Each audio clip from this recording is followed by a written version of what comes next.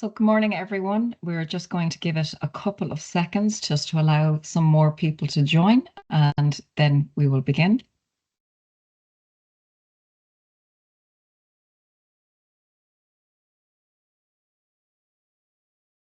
Okay, you're very welcome to this morning's presentation. What we're going to go through today is successful property management and what that really looks like in today's industry, in particular, protecting your own reputation. So this morning, for our agenda, what we're going to go through is issues within the property industry and what we are seeing as a trend within Ark Workplace Risk as a true issue today. We're going to talk about existing legislation and issues still faced with this legislation. For example, Section 156, although enacted in October 2023, even today we're still seeing ongoing issues with fire risk assessments in the industry not being suitable and sufficient. So we're going to look at that and what that really involves. Risk facing property managers in particular. And what we're going to really delve into here is building safety, and in particular, non-conformance with building safety legislation in today's industry and what that looks like. Also, we're going to touch on new legislation that is proposed to come into play this year. And we're going to look here as well on finance and budgets and managing your finances today. Bit on maintenance, emerging risks, and also going to discuss tenants and tenant relations and issues that can be faced there. Risks to your clients, and in particular here, we're going to really talk about the legal ramifications here that can come with building safety, reputation and reputational damage and what that can look like, and also financial implications that can happen here for your clients. We'll have identified and discussed what our risks are and what we see as risk in the industry. So what do we do to mitigate them? So we're going to go through mitigating identified operational risks. I'm really going to look at here is competence, how important competence is, how you can ensure your compliance programs and ensure that you're managing your competence in-house as well with your vendors, a bit on technology and finance related management here. Leveraging technologies to manage your risk. So really going to look at the key importance technology plays today. We are still seeing issues in industry with paper-based systems, especially if you look to the likes of handover. You have that true loss of information, inability to obtain previous information. When we look at Building Safety Act and safety case reports, inability to plug those gaps because we cannot get that information from the developer, from previous MAs, and issues here that we're still seeing. Best practices for managing your operational risk. And really what we're going to talk about is proactive risk management and ensure that you are keeping on top of your requirements today and what that looks like, continuous education and upskilling in the industry and how that can support you. We'll have a conclusion and sum up all items, and also at the end, please note that there will be time for Q&A. So we will have time at the end allowed for questions that you may have or anything you need further clarified. So we'll allow plenty of time at the end for that. So before we get into today's presentation, we would like to do a poll just to understand where we feel our audience is. So what we want to know is, how confident are you that your current risk, compliance, and safety management practices would fully protect your personal reputation if an incident occurred? So do you feel you're very confident? I'm well protected and fully prepared. Somewhat confident. So we have our systems in place, but there are gaps. Not very confident, exposed in some areas, or not confident at all. I worry about personal risk frequency. So to get an understanding, where do you feel that you fit? So confident to not very confident. Okay, so we're getting a lot of responses in. So what I'm seeing is that majority, you feel that you're somewhat confident. So we have our systems in place, but we know there are existing gaps. So that's what we would expect to see. So we will discuss that and how we can help support those gaps. Okay, we'll end the poll there. Thank you very much. So Ark Workplace Risk, who are we and what do we do? So, Ark Workplace Risk, we are a trusted partner for our organisations seeking to take control of their risk, compliance, and safety management. We have 30 years' experience in the industry, and we are the go to experts when it comes to the built environment. We provide highly differentiated services and we create value. We're not readily available elsewhere, and most importantly, those workable solutions. So, our client first approach and true hands-on engagement from we have executive teams throughout the business to provide you with that in-house on the ground support throughout your management of your health and safety. And we have a proven track record in the industry for delivering results and offer qualified risk compliance and dedicated professionals for your account management. We have innovative systems within Ark, and in particular, our CUDA platform that can help our clients and the industry empower you to take control of your risk and your compliance in the industry. So I will now pass you over to Shaunna Thornton, who is the Director of Risk and Compliance within Ark Workplace Risk, who has 5 years experience within Ark and many years in industry. So Shaunna, I'll pass over to you now. Thank you, Tara. Good morning, everybody, and thank you all very much for joining our webinar this morning. As Tara mentioned, there's a lot to kind of cover within our presentation today, but really interesting the results of the poll that we just had a look at today. Kind of when we were creating the presentation, and actually we ran a very similar program in conjunction with the TPI at the regionals last year. We were speaking with the delegates there and we were asking them what they feel are some of the issues that they see within the property industry. And we know it's a very dynamic industry. We know that it is ever emerging with the changes of legislation, and it can be very difficult to keep up to date with the legal and regulatory compliance changes that we see within the industry. However, if things do go wrong, we also need to take a look at that, and some of the potential losses might result in inadequate or failed internal processes, systems, and obviously, worst case scenario, we may see prosecutions take place.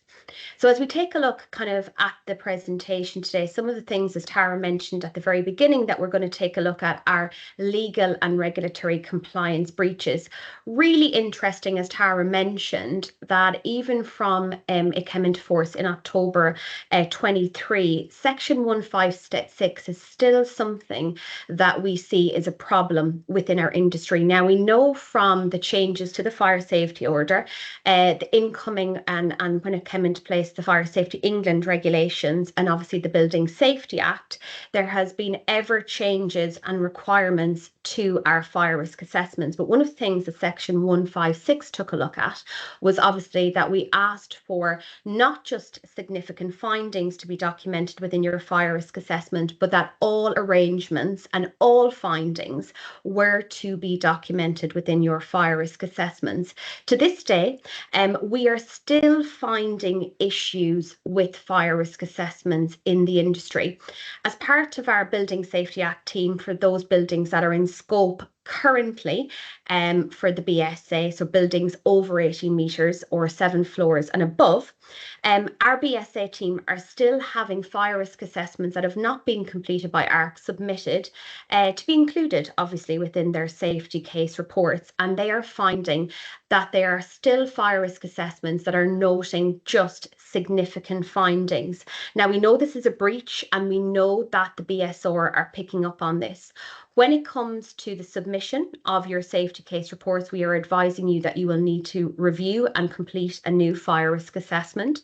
But we are also noting that the BSR are picking this up as part of their RFI. So as we know, and we'll kind of cover it in the next slide in a bit more detail, there is trends that are starting to emerge following on from the submissions of your safety case reports, your resident engagement strategies, and information regarding your mandatory occurrence reporting.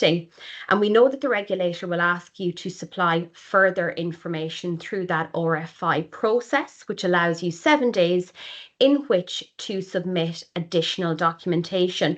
One of the trends that we're finding as part of that RFI is the scope of the fire risk assessments that you are completing for your building, the competencies of those that are actually carrying out the work within your building. So not just fire risk assessments, but the competencies of those that might be completing a compartmentation survey, fire strategies, and those contractors that you're working with on a day-to-day basis.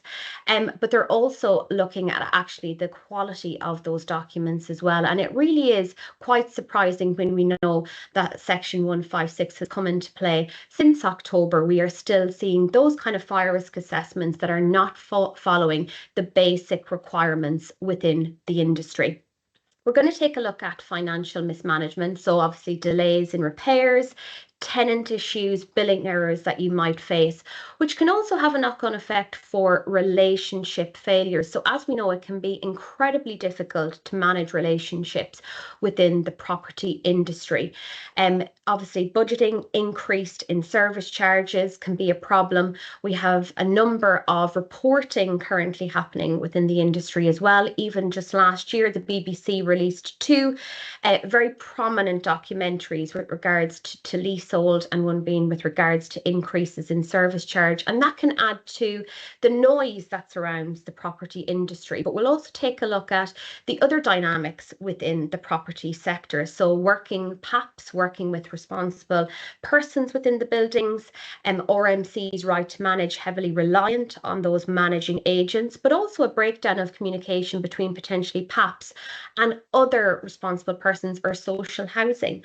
I know we see across the industry where it can be incredibly difficult to get that cooperation and communication between the different parties. And it's something that in essence is what the Building Safety Act is all about, but also the Fire Safety Order and other pieces of legislation. We must be sharing information between all relevant parties to ensure that the persons working, visiting and living in those buildings are safe. We're going to take a look then at some of the emerging risks that are facing our industry at the moment. So we're talking about the likes of lithium batteries, e-scooters, e-bikes, electrical vehicles. We'll also take a look at some of the emerging legislation. We know maintenance failures is always a problem that the industry faces. There is just not good enough amount of reputable people working within the industry in order to remediate our buildings safely. So that's something that we'll want to focus on. And obviously the supply chain failures and competency failures is a huge thing that we are currently facing as an industry. As I mentioned at the beginning of the presentation, we ran this in conjunction with the TPI at the regionals, which were kind of running from September to December of last year.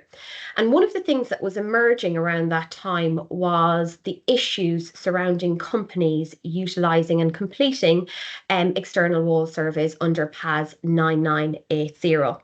What we now have obviously is an issue within the industry of a company that have been expelled from the IFE for fraudulent behaviour. So not having the correct competencies, but also not having the correct insurance. The knock-on effect that we have is now we have a number of leaseholds and we have a number of tenants that cannot buy and sell flats within those buildings. We have roadblocks of good suppliers being able to actually deliver additional and peer reviews on these external wall surveys. And we have companies that have been linked to this fraudulent company who are also having to carry out reviews of their work because it was found that actually this particular company were being used as a Trifire were being used as a contractor for a number of other companies within the industry. So this is something I think that we'll need to take a look at in a little bit more detail as we move throughout the presentation. If you take anything away from today's webinar, it will be that competency is key when it comes to built environment this year. One thing that we're seeing coming off the back of the Grenfell Phase 2 report is that competency is key. Residents' voice is also key. So these are some of the things that we're going to take a look at. So, as we mentioned, legal and regulatory compliance. So there's ever emerging legislation and changes that we have to keep up to date with and navigate within the industry. Building safety has been a really interesting one over the last 18 months. As we know, the process for submission for your building assessment certificates began in April of last year. To date, there has been a known 5 building assessment certificates issued to the industry. Luckily, Ark were one of those companies that supported our client in receiving that building assessment certificate. It's not an easy process, and it is a long, drawn out process. We even have clients that we have worked with that were one of the first to submit their application last April to the BSR and have yet to receive a building assessment certificate. Now, there has been lots of challenges to the industry that have come obviously in the last 12 months. There is delays, and actually those that are available to support the regulator in obviously delivering that building assessment certificate. There's a trend we're starting to see that the buildings that have received the backs are newer builds that have PC'd within, say, the last 12 to 18 months.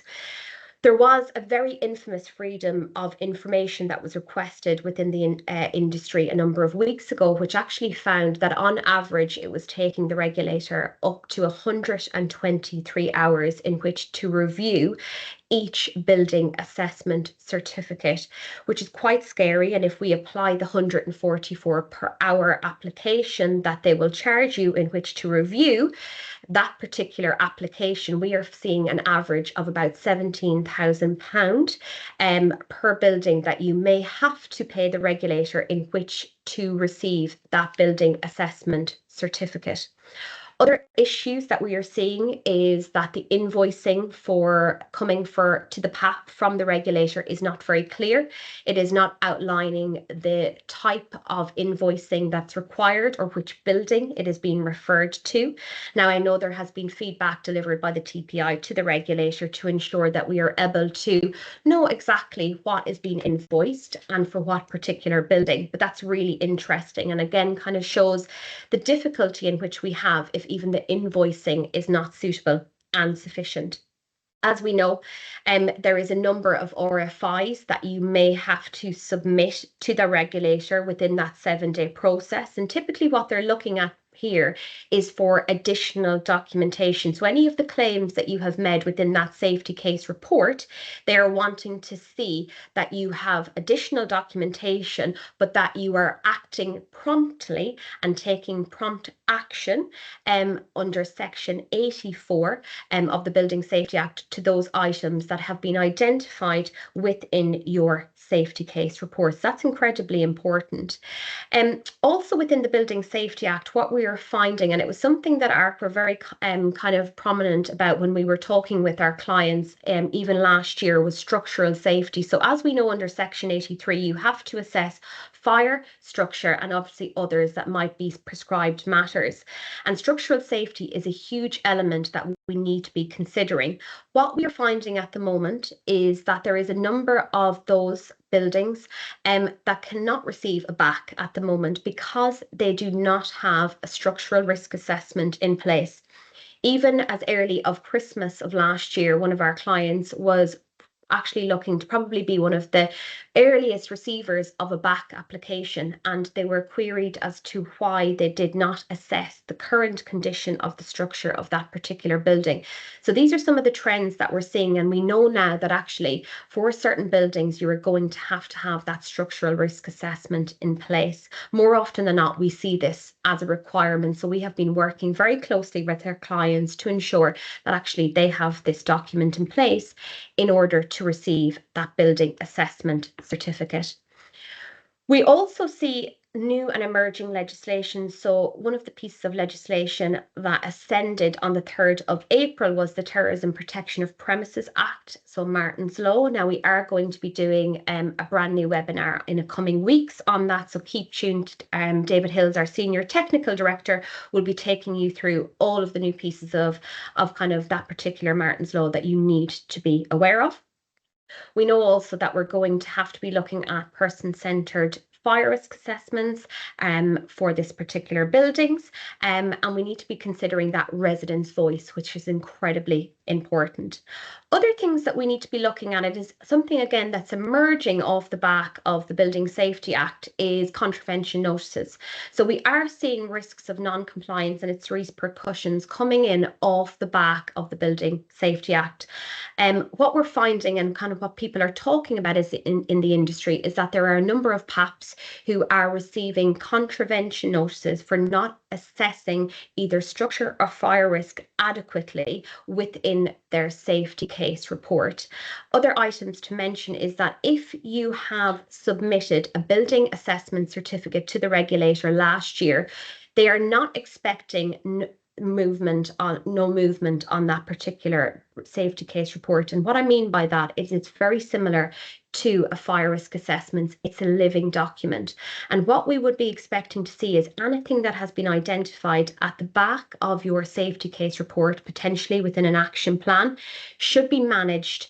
So you should be showing progression ahead of that particular action plan, showing that there is steps in place to close out the actions that have been identified. If not, you could be potentially at risk of receiving those contravention notices and eventually prosecution. And we know that we are not just dealing with the BSR at the moment. Audits particularly being carried out at the moment by MHCLG, reviewing obviously the contents of fire risk assessments at the moment, and for those going for funding with regards to the external walls. We know that we are having visits from local authorities as well.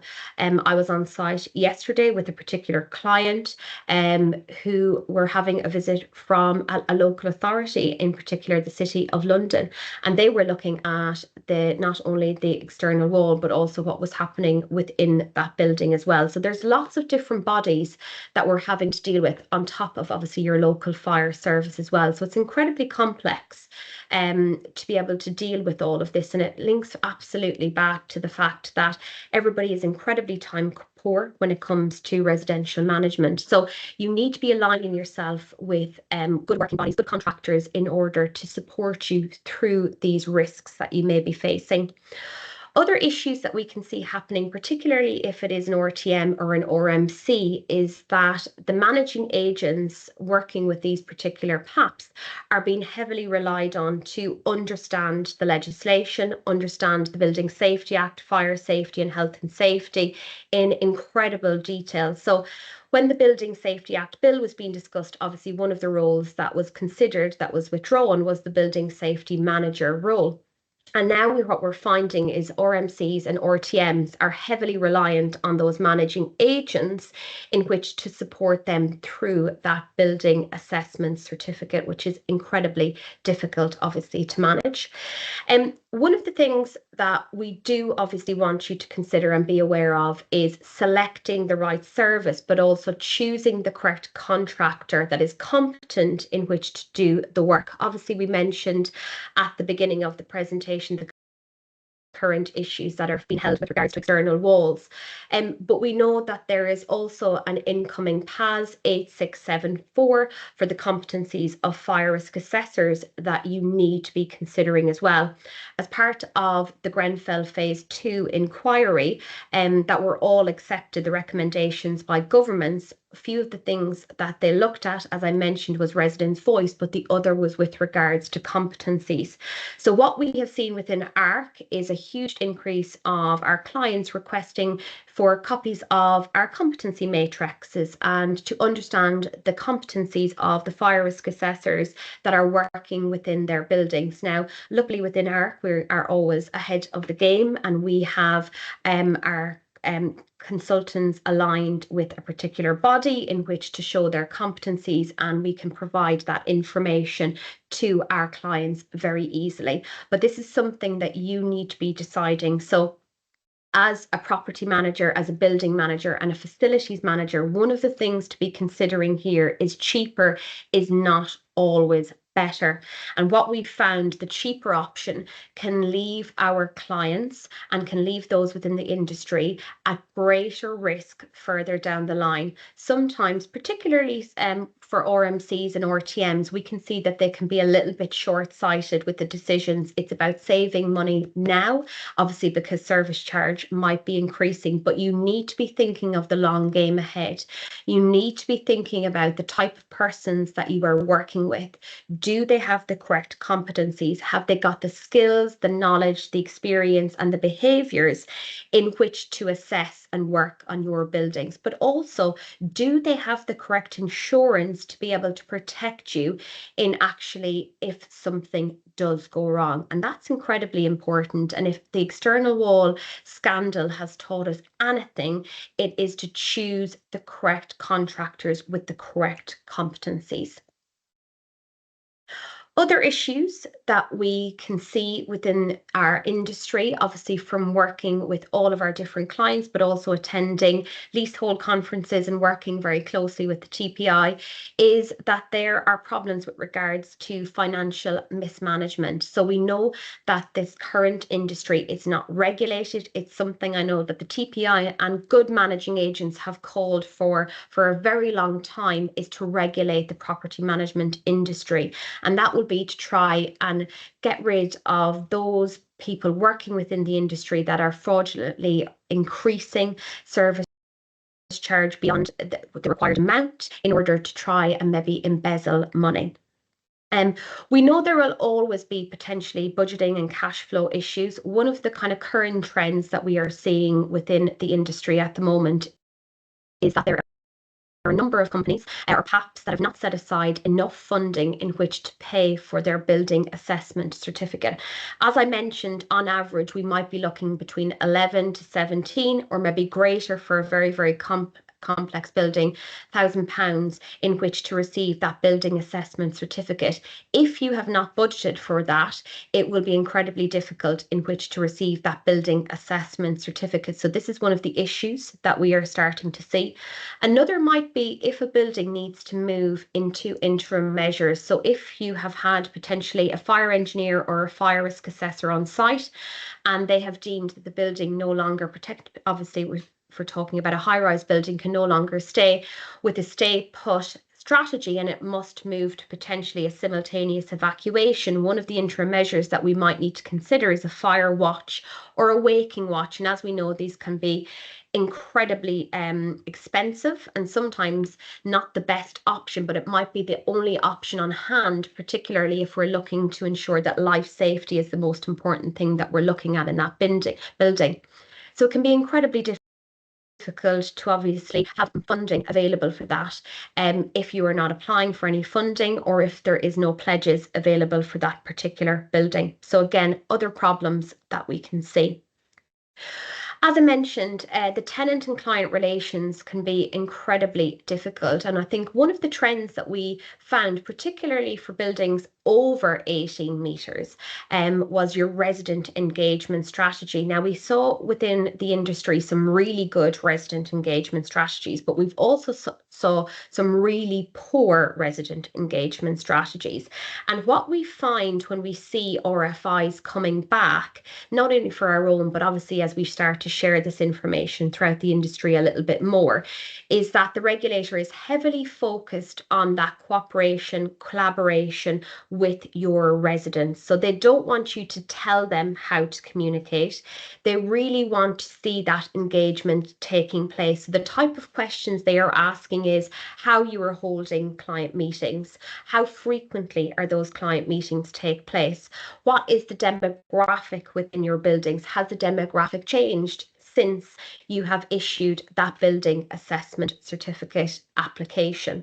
So these are some of the risks that we are seeing ongoing. And what we would say is don't look at your resident engagement strategy as a static document. You need to be looking at it as a living document, the same way as you do your fire risk assessment and your safety case report. Think about, is the methods of communication working? Are you getting feedback from your residents? Are they notifying you of any issues within the building? If you are not engaging and communicating with your residents, it may result in obviously tenants complaining. They could complain to the regulator. We have had one client of ours where there was an ongoing leak within a building. What we had was a group of tenants complain to the regulator and notified it as a compartmentation issue. When the regulator arrived to site, Ark supported the client in obviously the submission of supplying the resident engagement strategy, the survey that was used in which to gather the demographics information, and obviously that MOR and safety case report. The regulator was very, very happy, but the notification that the residents used to the regulator was actually that it was a compartmentation breach. And we're seeing this more often than not. Residents, particularly if they are unhappy with the management in the buildings, are using the new methods in which to notify not only the fire service but the regulator against their particular PAPs in the buildings. So this is an ongoing trend that we are starting to see. We also know that we have new technologies and emerging risks that we need to be considering. So lithium-ion batteries and the fires that are associated with EV charging, scooters, bikes that are used within buildings is becoming a huge topic, I believe, at the moment. Obviously, we are waiting for imminent legislation to be released. The guidance is incredibly risk-based at the moment, and we know that we need to be identifying those risks and mitigating the risks. So not only within your fire risk assessment, but obviously including that within the management of your building as well. We know it can be incredibly difficult to communicate to tenants about the risks associated with that, especially if you have plug sockets in the means of escape. They can be charging their scooters and their bikes in those protected routes. So it's about that educational piece. And as we know, under the Fire Safety England regulations, communication and cooperation and information to your tenants is incredibly important. So you should be relying on your resident engagement strategy here, but also if you're working with the building that is not over 18 metres, you need to be considering actually that communication and cooperation to other responsible persons within the building. We know Section 156 applies to all building types when we're talking about responsible persons, communication and cooperation. So our commercial buildings, our shopping centres, sharing that information between responsible persons is incredibly important. And one of the other things to just mention here is we know as part of the Grenfell Phase 2 inquiry that the definition of a higher risk building was criticised within that report. So it felt that it was very short-sighted to just deem a building higher risk if it is over 18 metres or 7 floors and above.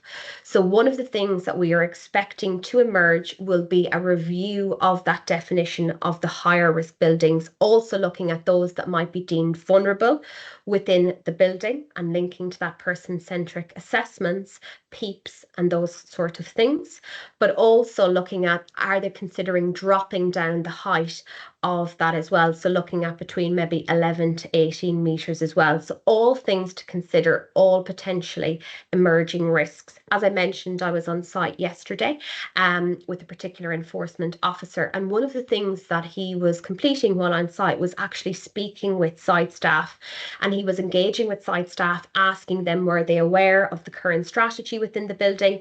He was looking within the girder box, he was looking at the details within that girder box, and he was asking them if they were aware of anybody that was living within the building that was vulnerable or needed assistance.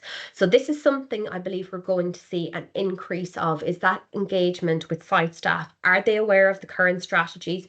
Do they know how to manage the building? And more importantly, do they know what to do in the case of an emergency?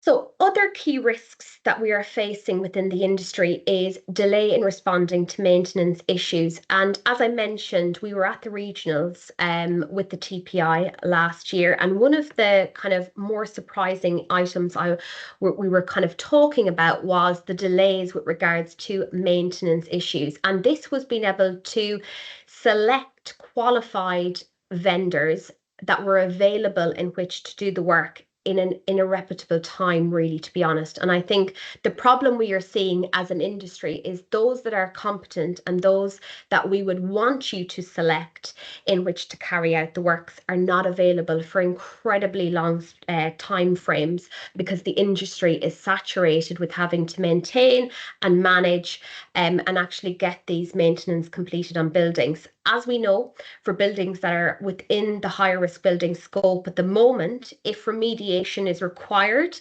and it falls within that gateway 2 process, shockingly, the delay time is ever increasing. What we were finding at the beginning of the year and before Christmas was about a 30 to 32 week delay within that gateway 2 process. We are now currently at a 44-week delay within that gateway 2 process for remediation for those buildings that it would potentially fall within scope. So the lead time going through that gateway 2 process, shockingly, is not going down. It is only increasing. The problem we are facing is that our clients are having to use the emergency work process in which to actually begin the work, because a lot of this is for life safety reasons. So incredibly important that this work takes place, but it's something that the regulator is going to have to take a look at, is the maintenance and repairs within these buildings and trying to bring down the lead time, because as we know, it's all about life safety within these buildings. Other issues that we see is the data security and privacy. So I think shockingly, one of the things that we're starting to see ever increasing is the different systems in which not only property managers, but building managers, facility managers have to use in which to manage buildings safely. So tech is obviously becoming hugely popular, but it's about having these pieces of equipment talking to each other, ensuring that the equipment are at risk and are not at risk of data breaches. So you have your ISO 27001s, again, incredibly important. And I think this all sort of leads to that growing client expectation that we see. I think following off the back of obviously COVID and the demands that were placed within the built environment, we see that your clients are expecting faster services and better results, but for property managers and site teams to be available 24/7. And they're expecting a response within 10 to 15 minutes on certain queries, and for people to be available at all times. And what this can cause is basically kind of staff turnover and training. It can be incredibly difficult to try and keep good staff, because staff can be poached, and you also can see a lot of people leaving the property management industry because it's easy to burn out. The stress can be incredibly high, particularly if you're trying to keep on top of all of the emerging changes within the industry. Obviously, competency is a huge part to be within the property management industry as well. And in 23, we had a PAS 8673 document that was released, which looked at competencies for those managing and working within the built environment in residential buildings. And it was really interesting. And it sort of linked very much to the Grenfell Phase 1 inquiry, which absolutely outlined that those that were working within the industry and that had worked on that Grenfell building, particularly the fire engineers and the fire risk assessors, were not deemed competent in which to be completing that work. So it criticised the memberships and the regulatory bodies and the professional standard bodies as well, which obviously led to that Phase 2 inquiry as well. And again, that's supply chain failure. So these are some of the issues that we know you face on a daily basis, and it can be incredibly difficult to manage all of these expectations. But one of the things to be aware of is that there is risk to you as a building manager, as a property manager within the industry. So you can be personally liable for anything that is deemed a non-compliance within a building. Obviously, clients and companies will face that reputational damage, but there also could be personal damage to you within the industry. I think one of the things that we see, which is not something that we want to see, but unfortunately we do see when we're working with our current managing agents is that if they take over a building from another managing agent, sometimes the documentation coming across can still be incredibly poor or missing entirely. But also there might be existing notices on those buildings that their clients were not aware of. So I think of two examples off the top of my head where we were working with one of our clients and they took over two buildings from a particular managing agent, and there was two enforcement notices on those buildings that their client, were not aware of and that had expired. And in that time, nothing had been done in which to close out those enforcement notices that had been issued by the fire service.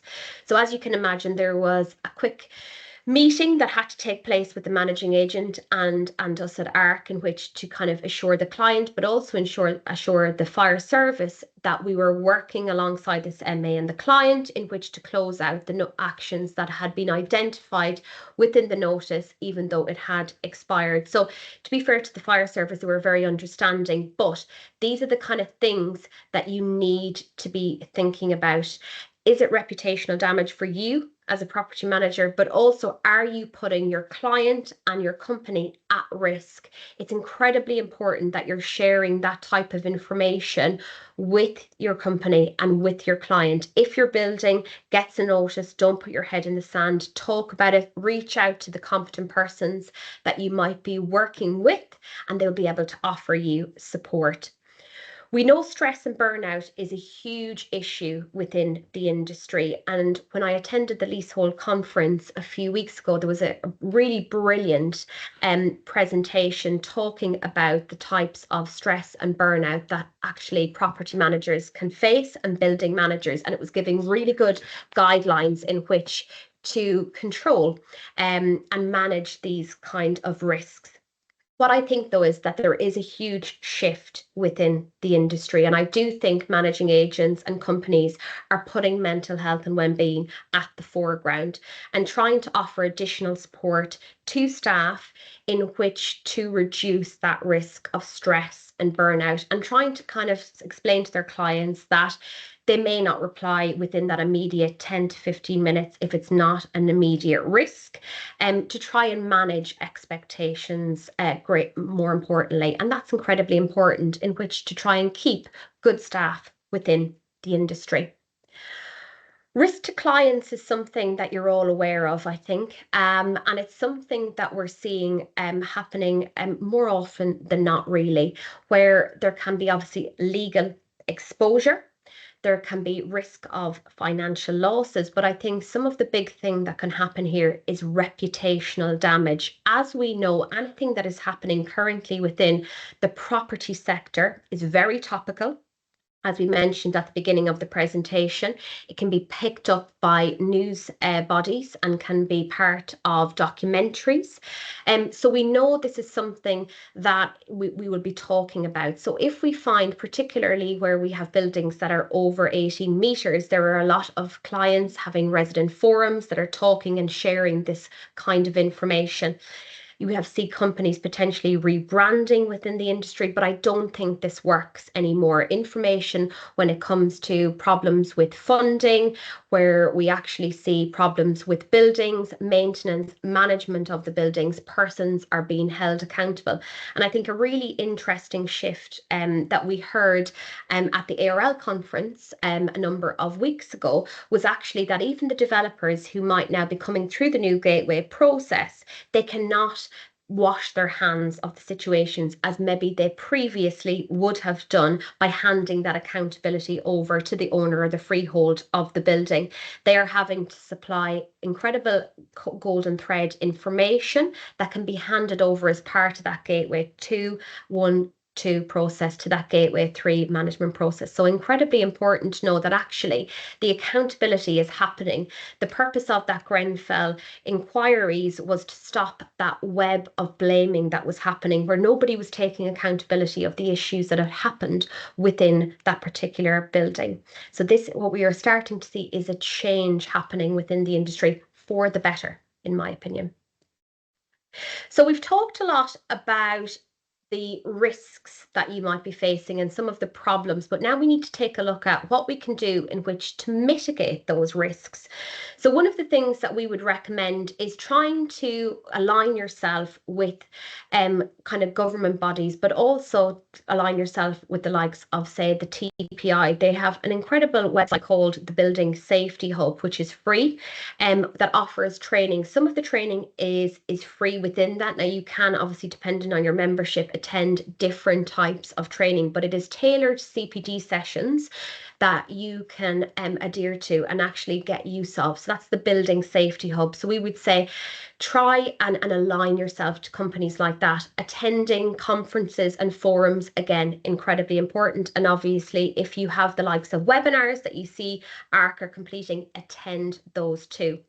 Using technology, I think, is going to become a huge part. It already is existing. We carried out a webinar a number of months ago called Leveraging Technology in which to manage risks. And I think we were probably quite surprised when we completed our poll at the beginning of the presentation that there was still a number of persons managing buildings on paper or using SharePoint and not utilising the types of a risk management software. So it's incredibly important that you leverage technology. We would say utilise the use of compliance checklists and audits and try and build this into your risk management software if you can. Being able to complete a property inspection on site that's live with geotagging, being able to bring that back into your compliance software can try and reduce that time in which you might have to spend completing it using a different format. So again, utilising that technology if you can. Completing audits will become incredibly important, and aligning yourself, obviously, with good contractors and competent persons in which to carry out the works. Effective communication strategies is key. So this is, as I mentioned, regular communication and updates with your clients and your tenants.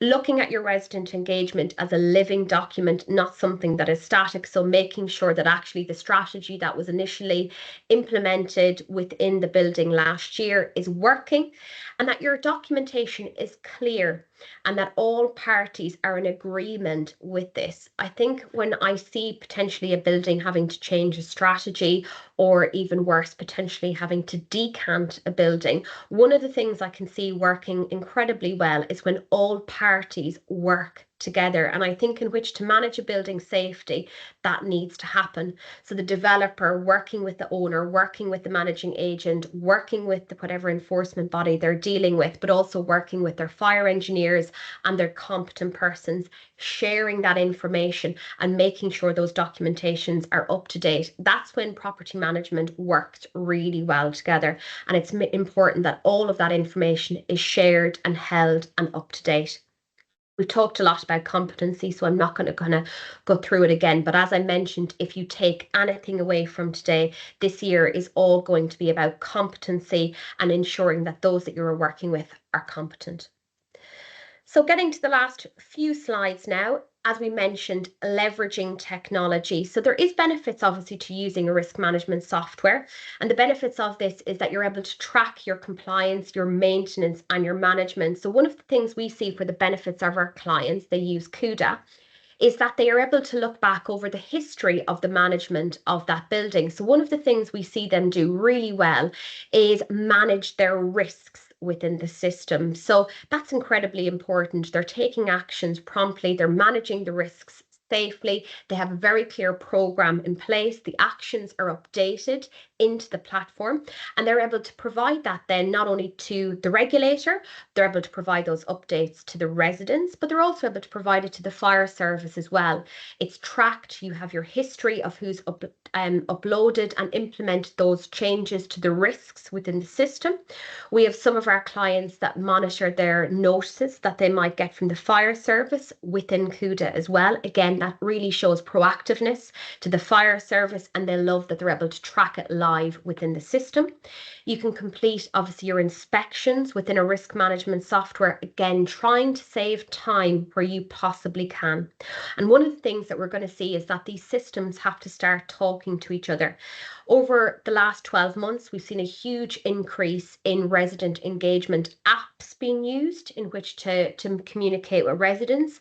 Are we thinking about potentially ensuring that they currently link to your compliance software? So these are the things that you're going to have to start considering. And obviously making sure that the technology that you are using is suitable and sufficient. And that's incredibly important as well. So Tara, we're nearing the end now, so there might be a few questions, but just to do a roundup, obviously, of the best practices for managing risks, we want to keep up to date with legislation, so attending webinars, TPI conferences, ARLs, whatever that might be, compliance reporting and leveraging that technology in which to obviously support the management of your buildings. Proactive risk management by regular updates to your risk assessments, your safety case reports, and those documents that you're utilising in which to provide maybe as part of your building assessment certificate. Continuous education and training, and obviously developing contingency plans and investing in your staff is incredibly important. So Tara, over to you. Okay, thanks, Shaunna. So we have got a few questions that have Lovely. come in throughout the presentation. I will say if anyone else has any more questions, please do pop them into the Q&A chat and we can go through. The first question we've got, Shaunna, is in regards to the comment you made that there is discussions in the industry regards with the HRB and the classification of what a high-rise building is may be subject to review. So the question is, when you say that this is subject to review, do you envisage that buildings that are under 18 meters in height may now be subject to having the requirement for a safety case report? Yes. In very simple answers there, yes. At the moment, obviously, it has come off the Grenfell Phase 2 report, where they questioned, as I said, the kind of the definition of the higher risk buildings. So yes. It will also potentially look at maybe those that are vulnerable living within the building. But I think from the working groups that we've been on and sort of the groups that we've been working with in the industry, yes, we do foresee that the height of those buildings will drop to potentially between 11 to 18 meters, but also look at if you have vulnerable persons living within a building. Now, when that's going to be, we're unsure at the moment, because obviously there is a huge delay in which of issuing current building assessment certificates. But I would say start to kind of be aware, watch out of any changes. And as ever, when Ark are aware of any of these changes, we will be the first to let you know. Right, okay. We've had a couple of questions come in regards to competence, in particular regards external contractors and vendors. So the general theme I'm seeing is the question is, how do we proactively check that the contractors and vendors that we're utilizing to do the maintenance and services in our building, that they are actually competent? Have you any advice? Yeah, really interesting. I think, in Ark, we've been calling for a very, very long time for fire risk assessments and fire risk assessors to be regulated. So having the likes of the PAS 8674 coming forward is an exciting time for us. We know that the consultants that we utilize are competent. We know that we have good and adequate insurance for our clients, but that can't be said for all of those working within the industry. So obviously there is certain bodies and accreditations that companies should have, and they should be able to supply you copies of those.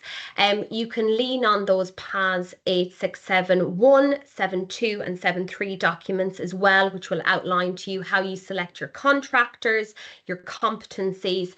And as I said, if we have any further information on selecting those contractors, we can share that with you in a fact sheet afterwards. Brilliant. Okay, great.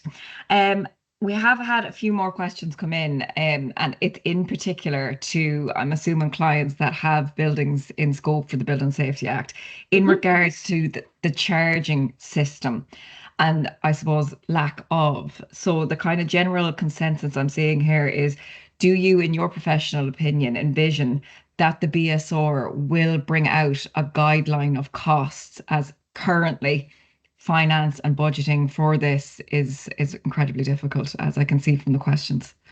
Yeah, I think they will. I think unfortunately what we're finding is the regulator can be quite delayed in releasing their assessments to these criterias. If you recall, even from, I think it was the 15th of December, we had the release of the building assessment criteria of what they utilise internally in which to assess the building assessment applications. Now, in all honesty, in my opinion, we probably could have done with that as early as April or even before of last year to allow people to get ahead within the game. I do foresee that once they look at the invoicing and the way in which they are invoicing and they start to release more building assessment certificates, we will start to be able to see a trend and potentially a criteria then on actually what they are charging you in which to issue that building assessment certificate. I think at the moment, due to the low volume of backs that have been issued, they are probably holding back on that, but I do foresee that probably will come, yes. Okay, great. Another question has come in regards to the commentary we had in regards to paper-based systems and how we should be looking to step away from paper-based systems. The question really is paper actually banned? Will the BSR not accept paper? Or what do you think people out there, so this person is a property manager, that they don't have technology. All they are utilizing is Microsoft Excel and physical printout of O&Ms. So is this something that really won't be accepted going forward? Yeah, I can imagine, I think you're leaving probably yourself probably quite vulnerable there, to be honest, with regards to managing a building, particularly if it's over 18 meters, because we need to be able to access information. The regulator needs to access information, and always remember you need to be able to try and keep the history of a building, so the life cycle of that building. So storing it in Word and Excel is leaving you quite vulnerable, particularly that managing agent or the client, because it might be that a property manager moves on, there might be no records of any management or maintenance that have been done within a particular building. So utilizing and leveraging technology allows for that security. It also allows for managing agents to show their clients that yes, the buildings are being managed safely, perhaps can have access to the systems. You can even hopefully further down the line allow the regulator to have access to these systems. Obviously the process at the moment is to upload the information to the system, but yeah, I would say if you can, there is great options for software, including obviously CUDA out there. So if you can, I would utilize technology for sure. Great. Okay. The next question we've seen is in regards to maintenance. So in particular, the long lead times. So this particular person has asked is, in your experience, where there has been a lead time from a consultant company for over 6 months, has the regulator accepted this when they respond with their RFI?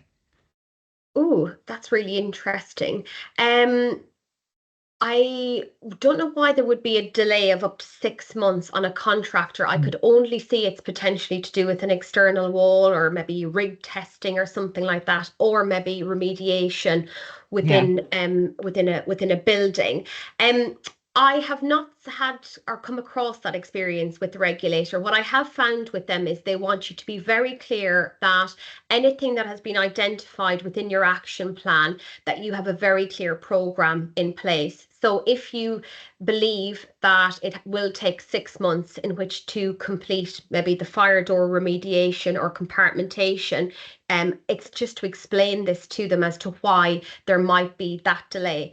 That I have seen them accept. I can't particularly comment on that because I'm unsure why it would maybe take 6 months. There's lots of reasons for that, but you absolutely need to outline to them why it may take a number of months in which to complete. We are seeing delays, as I mentioned, with regards to compartmentation, remediation, fire doors, because there's just not enough remediation companies within the industry in which to work at the speed that's required. And obviously we know that there is problems associated with the external walls, the additional peer reviews, FRAWs that might need to take place. So there, it is knowledgeable. And I, even from, working with the fire services, if there's a very clear program in place, that sort of relaxes them, and they know that the work is being carried out. When people stick their head in the sands, they don't respond to notices, they're not communicating with them or the regulator, that's when we can see problems start to arise. Yeah, true. And another question we've had here in regards to resident complaints. So the example I suppose you provided in regards to the wrong issue being identified in compartmentation. The question here is, has the regulator actually been seen to visit a site as a result of a resident complaint? Is that actually happening? Yes. In that particular case, the regulator did visit site following on from the client or the resident complaint. They attended site, they carried out a site inspection, visual only. They asked a number of questions that kind of satisfied, obviously, the complaint that was made. If it's to look at maybe in-depth structure or things like that, I can't comment on. All I'm aware of is they have visited off the back of resident complaints to buildings. Okay. I am conscious of the time now. We've had a huge volume of questions come in, so unfortunately we haven't been able to get to all the questions, but please see our direct contact information there, our email and phone numbers. So please do reach out today if you have any further questions or queries or further clarifications required. But thank you very much for joining, and we will end the seminar. Thank you. Thank you, everybody. Bye-bye.